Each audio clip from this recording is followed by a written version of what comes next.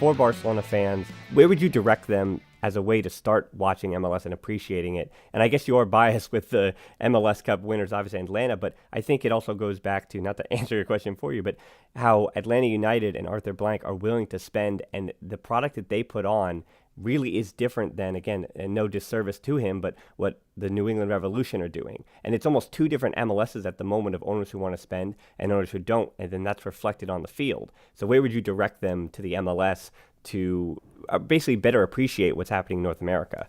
Yeah, and let me go a little bit further. You talk about two different style owners, the ones that invest, the ones that don't. How about the different style clubs, Dan, that have an identity in the way they try and play? And the clubs that simply don't. And you could compare maybe a Real Madrid and Barcelona to that. Like, Real Madrid really don't have an identity in how they play. Mm-hmm. They bring in someone like Julian Lopetegui, who was going to completely change what Zinedine Zidane was doing. It doesn't work. Santiago Solari, very much back to the mold of Zidane, except he has the cojones to go and take out big-name players that are slacking off and put in youth and that youthful exuberance that you can clearly see from Real Madrid now. That's what we see from Real Madrid. Barcelona try and play a certain way, and maybe they've gone away from that for quite some time now. But in Major League Soccer, it's very rare that you see ambition with coaching decisions. And I think this is where the league needs to kind of perk up and get a little bit better. Like, you see Tata Martino come in, who's managed recently Argentina and Barcelona, and he comes in to take over Atlanta, in Atlanta, Georgia, a team that had never played in the city before. Yet he said that every promise that he received was fulfilled by the club. So Atlanta United went out of their way to be ambitious with their coaching decision. Then you look at Cincinnati, who's coming in this year. Alan Koch is their coach. I've watched them play in USL. I see nothing. I see absolutely nothing. Nothing to suggest that they're going to hit Major League Soccer running. Actually, I take that back. They are going to hit it running, because that's all they have in their team is runners.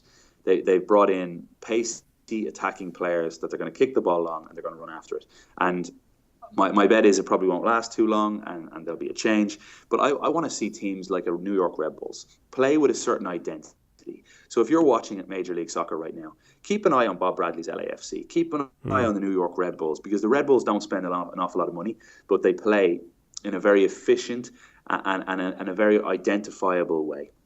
Atlanta United will change now with former Barcelona star Frank de Boer as their manager. They'll change in the way they play. I think you'll see much more of what he did at Ajax.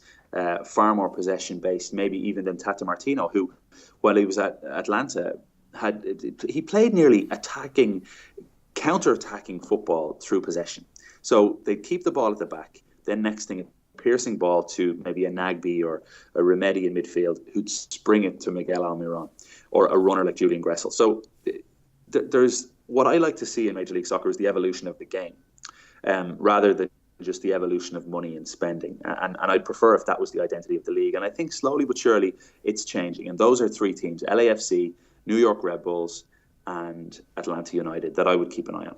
Well, and I've got the stats too. So for our listeners listening in North America, I can see that New York, LA, and Atlanta are three of our biggest markets as well for Barcelona fans. So it is an easier transition that way as well. But going back to we'll say the first team of FC Barcelona, I do want to, not to bring it a little negative, but fans seem to be fatalistic, and I would say that you most likely do not live on Barcelona Twitter in a way that some of us unfortunately do, but it seems things are getting quite negative, and especially after this past weekend against Bilbao. There have been some performances, 3 straight draws, but things seem to be getting negative about the Champions League.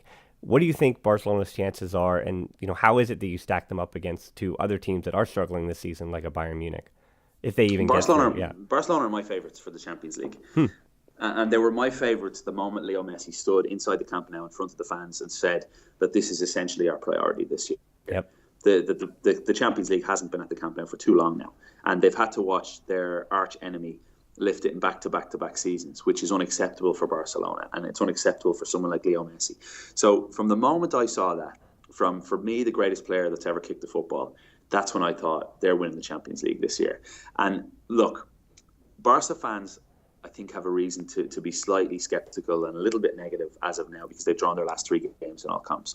However, the schedule's been ridiculous. You talk about a game at San Mamés. A game at San MLS against an athletic club side that have completely turned around their fortunes under Gaetano.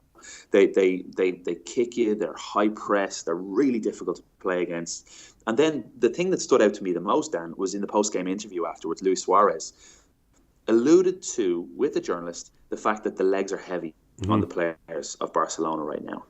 And that made me question Ernesto Valverde a little bit. Because why bring in a Kevin Prince Boateng? Why bring in certain players that you can go and you can play in matches like this? There's lots of players in reserve, I would think, he could give a little bit more game time to, that Ernesto Valverde has kind of shied away from. And he's gone with the tried and tested. You know, he's gone with, like when you look at the minutes played this year in La Liga for Barcelona, right? Just La Liga play. Let's have a look here. So number one outfielder is Piqué, 32 years of age. Number two, Suarez, 32 years of age. Also in the top five there in players are Rakitic, 30, Busquets, 30, Messi is 31, 32 in June. So these guys aren't getting any younger. The fortunate thing for Barca now is that you don't play Champions League midweek and you've got Valladolid at the weekend.